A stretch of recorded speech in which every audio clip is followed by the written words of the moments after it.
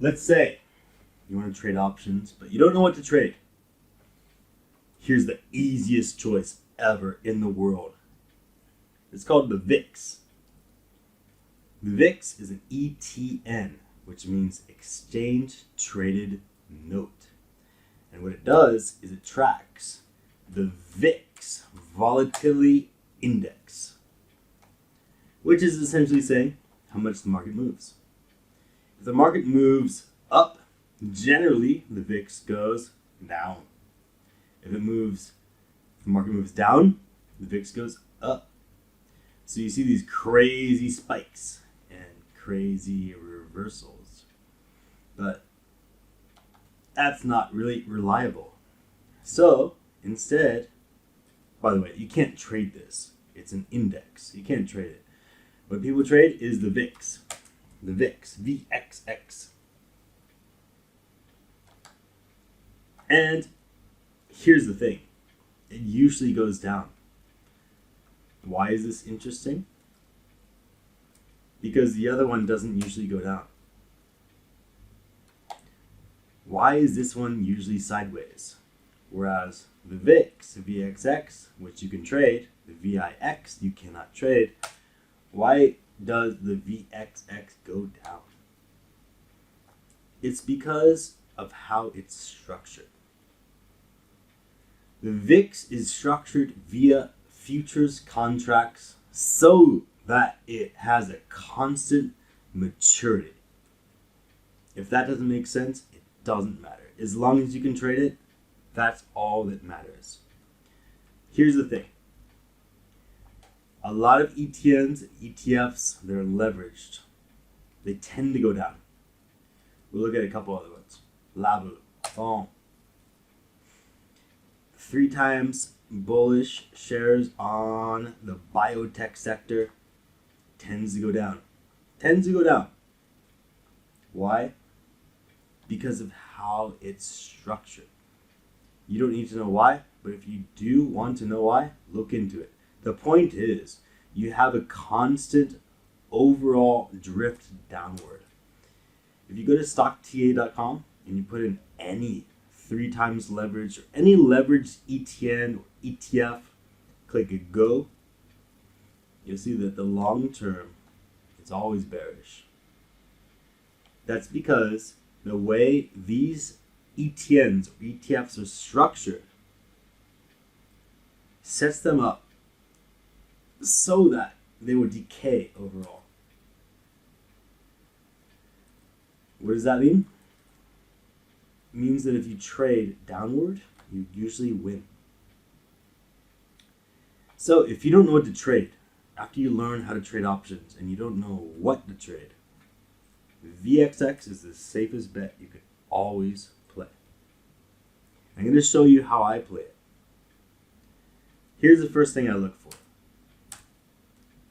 I'm looking for up gaps. Anytime you look at the candlesticks, a daily candlestick pattern, and you see an up gap, which means that between 2 days, there's some sort of space. There's a price that wasn't hit. Here's an example. On October 1st, the high price of VXX was $24.80. You can see here. The next day, it never went to match that price. It opened higher and it went up. That's a gap.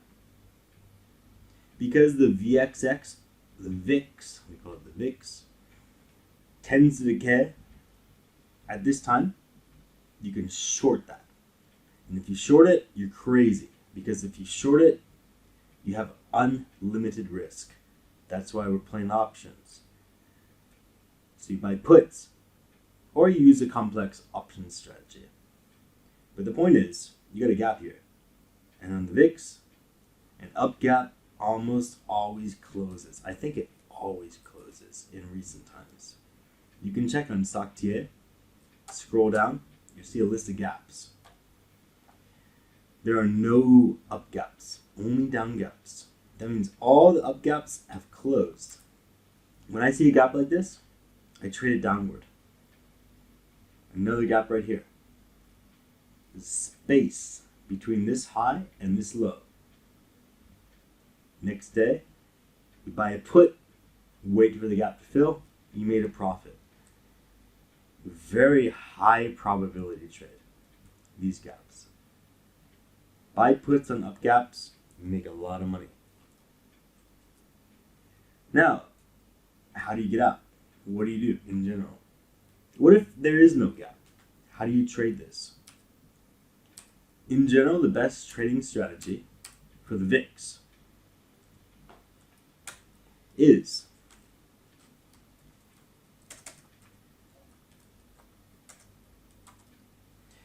if you see at the open, don't worry about what you see, actually. Here, let's take a look at this chart, and it'll be very obvious to you. Which candlesticks are bigger, the red or the green? Think for a second, answer in your mind. The statistical answer is green, because I looked at the statistics. These green candlesticks are also obviously bigger than the red candlesticks. What that means is, if you want to trade upward, you trade upward when market opens. You buy a call, you sell at the end of the day. Buy a call, sell at the end of the day. These movements are large.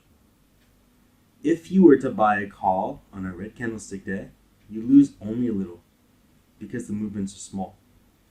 You lose a little here. You make some here. You make a decent amount here. You lose a decent amount here. You make a lot here. You make a lot here. That's a gap though. So you make a lot here, then you buy the put. You wait till the gap fills on this day. And for daily trading, you want to trade overnight. You can trade the overnight gaps. The general pattern, if you're day trading, let's forget the gaps for a minute. At market open, buy calls. At market close, buy puts. You won't be able to see it very easily from this chart. But if you look closely, the expected value of an upward movement during the day is way more than the expected value of a downward movement during the day. In addition, the expected value of a downward movement overnight is much larger than the expected value of an upward movement overnight. That means you can successfully day trade the VIX every day with options. If you have no idea what you're trading, your default should be the VIX.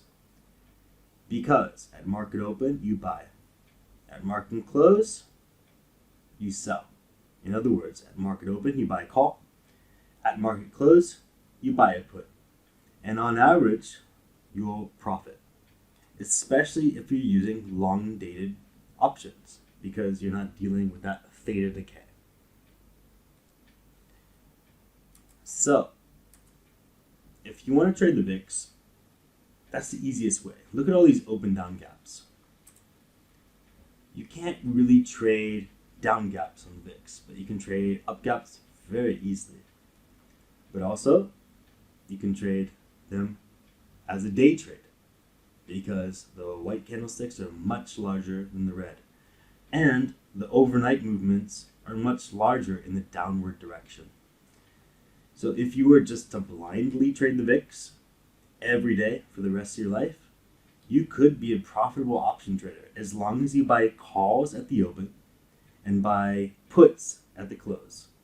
Buy a call at the open, sell the call at the put, transition to buying a call at the close, sell the put, transition to buying a put at the close, transition to selling the put at the open, buy the call at the open, repeat endlessly, and over time, you'll make money statistically. It's the easiest trade in the world. If you don't have any stocks of interest and you want to learn how to trade options, start with this.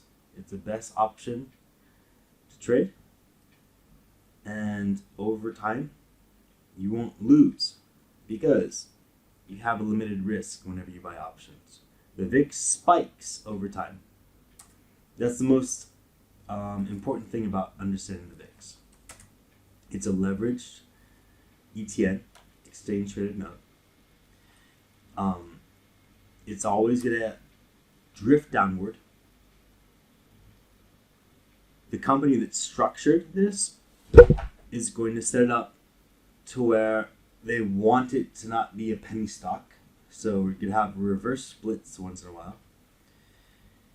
If you look at it in a long enough time frame, by the way, one thing I must mention right now is that you don't have a lot of previous data on the VIX. That's because the VIX was structured and registered to be a 10-year ETN. And those 10 years are up.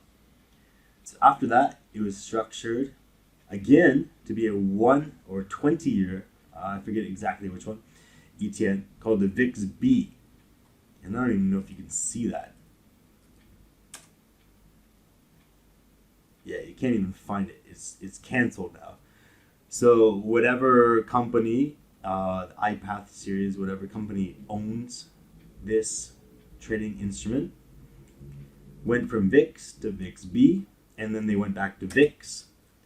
But the problem with this is you only have 1 year of data. So there's a few things you can look at. I usually look at UVIXC. It's another volatility tracking ETN, but it's run from another company, and it gives you the data. So if you want to do back tests, you can use this. And this is exactly what you would expect. Started at $2 million per share, and now it's trading at $22 per share. That's the decay I was talking about. This thing always decays at a huge rate. Something like 5% per month. It's ridiculous. You're always going to win if you bet down. But by knowing the patterns, you can win better. You can day trade. You can overnight trade. The thing is, even though this thing is structured so it decays, the fact that it exists and it's a popular trading instrument makes it a lot more complicated than simply saying it's a decaying ETF. One reason for this is that when the market has a problem, let's say the SPY falls, banks, hedge funds, whoever, their rules dictate them to buy a lot of the VIX as a hedge. So, if the SPY falls, the VIX is going to rise. And you can look at that correlation. VIX is up today. VIX is down today. SPY is up today. That's that correlation. So there's a lot of complexity in this. But because of the way it's structured, the shorts always win. The only problem is that the VIX spikes harder than it falls. It generally falls over time, but you can see that the green candlesticks are bigger.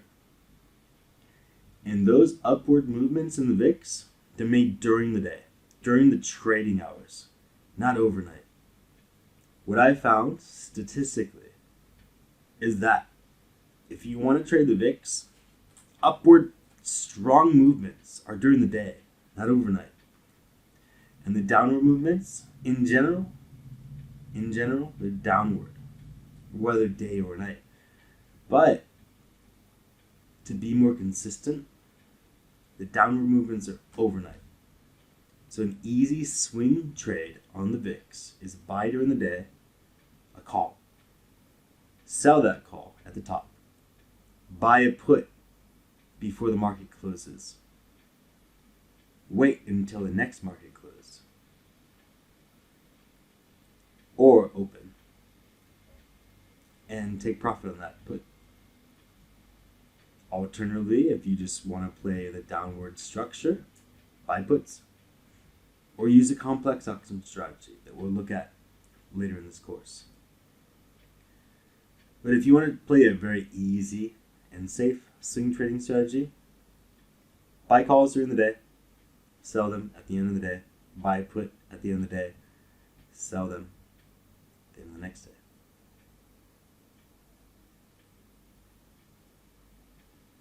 Overnight, the VIX falls. During the day, VIX rises. But that's not a probabilistic thing. That's an expected value thing. You're trying to capitalize on these upward movements that are long. But you're also trying to capitalize on the general downward movements of the VIX. If you have no idea what to trade, but you understand options well enough, the VIX is your best trading tool.